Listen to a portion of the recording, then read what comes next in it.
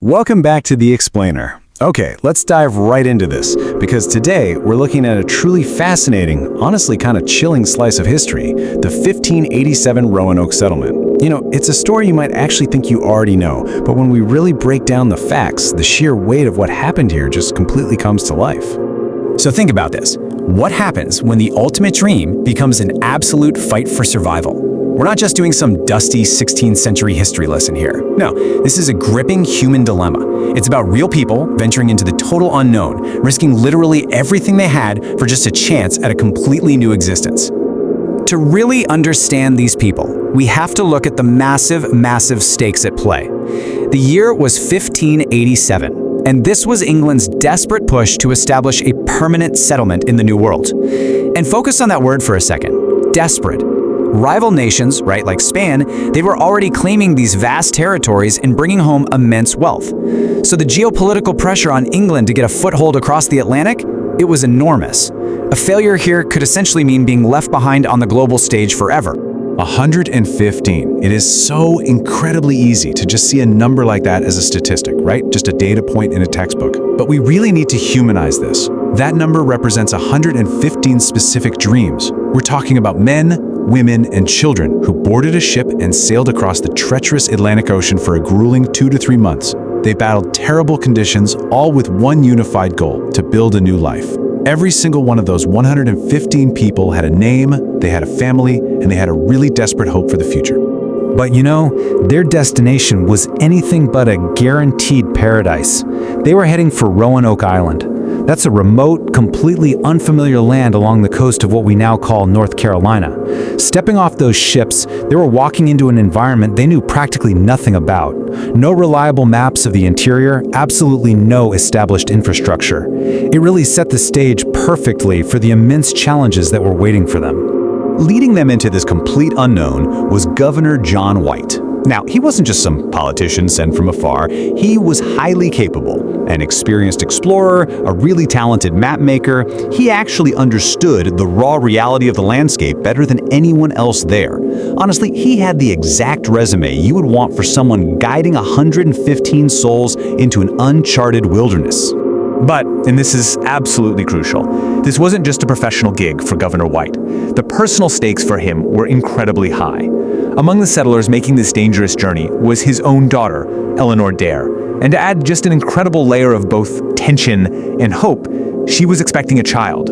Just pause and think about the physical and emotional reality of that for a second. Enduring a brutal ocean crossing and venturing into a remote, wild land, all while pregnant.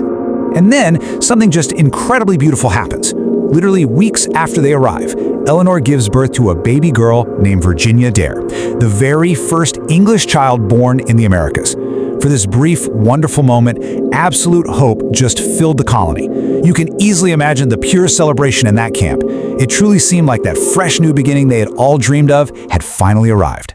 But, well, that hope did not last long. In the blink of an eye, the grand dream of a new generation violently crashed into harsh reality. The settlers very quickly discovered that Roanoke was far more dangerous than they had ever imagined. The total optimism of a new birth was suddenly overshadowed by the brutal, unforgiving demands of basic survival. Because the disasters just began stacking up fast. Their food supplies, running dangerously low, eaten up way faster than they anticipated. The physical land itself was incredibly difficult to farm, practically fighting them every step of the way as they tried to plant crops far too late in the season. Fresh water was limited, and on top of just trying to survive the elements, relations with nearby Native American tribes had become incredibly tense. This was fueled by conflicts and broken trust from previous English explorers.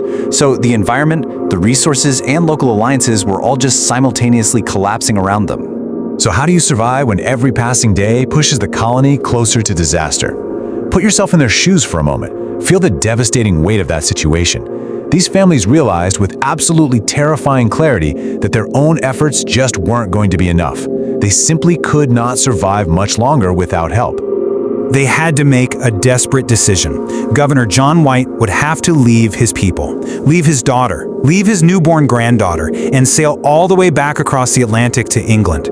There, he'd gather the food, the tools, the heavy supplies they so desperately needed, and then immediately return to save the colonists. It was a massive, absolutely agonizing leadership decision dictated purely by a fight for survival.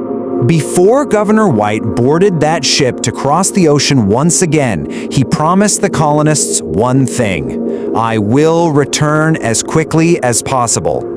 It is a haunting promise. It's an experienced leader looking at 114 souls, his own family included, and vowing to do whatever it takes to save them, knowing full well the agonizing months it would actually take to fulfill. So why did this simple goodbye become one of history's most haunting moments? No one standing on that shoreline, watching Governor White's ship disappear over the horizon, could have ever imagined the lingering mystery this farewell would leave behind for centuries to come. It's a powerful, sobering reminder of how quickly a dream can be swallowed up by the unknown. Thank you so much for joining me on this explainer, and I'll see you next time.